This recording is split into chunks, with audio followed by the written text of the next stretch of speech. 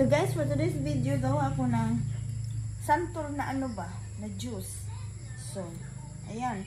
Baratan natin muna ha. Maliit pa siya kasi hindi ako makaakyat dun sa itaas. So, maliit yung kinukuha ko. I-try lang natin. Ayan. Binalatan ko siya. Lagay ko siya sa tubig para hindi pa umitim. Pero iitim pa rin yan. So, maraming bunga yung santol ko. Ayan. Ayan natin. Balatan muna natin. Ayan. Balatan, ganito na siya. Gano'n na natin yung anuhin na natin ng ano ba, reactin na natin. Tapos, sayang oh, dapat ilagay ko na yung ano, i-blender natin yung kanyang,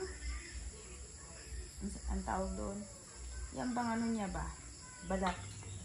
Tapos, later, ilalagay natin yung seeds. Kasi ayoko i-blender yung seeds. So, ganyan guys. Santol. Hala, nalaglag. I-blender ko siya dito. Blender natin. Pagkatapos natin i-blender dito, sasalahin natin yung kanyang katas. Tapos, doon na natin i-mix yung mga raisin niya ba, yung seeds. Kasi, ayoko naman isama yung seeds ba. Pag blender, baka mamaya magdurog-durog na yung seeds, mapait. Kaya yun. So, ayan. So guys, ganito siya. Pagka nasala mo na siya, see, nilagay ko na yung ano niya, yung seeds. So, lagyan natin ng tubig, lagyan natin yung sugar, lagyan natin ng ice. So, let's see. So, tapos guys, i-mix ko siya ng lime. So, we'll see. So, guys, here they are. Nilagyan ko ng kaunting asukal. I mean, not kaunti, but to taste it. So, ano natin? Haluin natin ng maigi. Very pure siya kasi maliit lang yung aking. Sana ginamit ko na lang yung ano ba. This one, pure ba siya ba? Kaya, ang dami ng santol. Tapos lagyan natin, taktikman natin.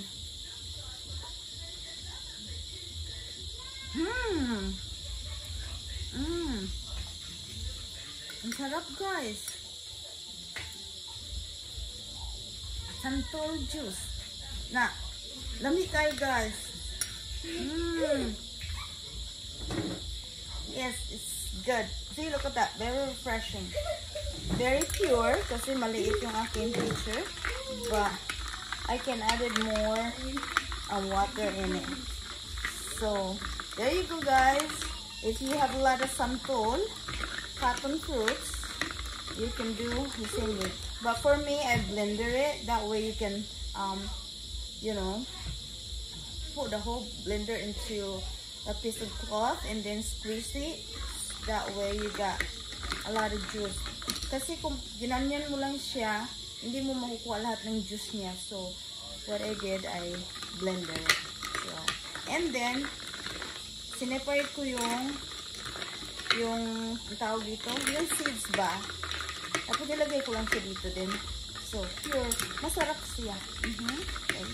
You guys, see? You guys have an idea now. So, guys, nagustuhan ng asawa ko.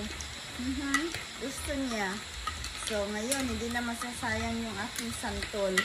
Kasi, hindi na lang ko bibili ng, all I need to buy is the big and this one. That way, I can make more juice out of santol. So, sarap niya guys. Inumin ko lang from here. Yeah, guys. So, try you guys.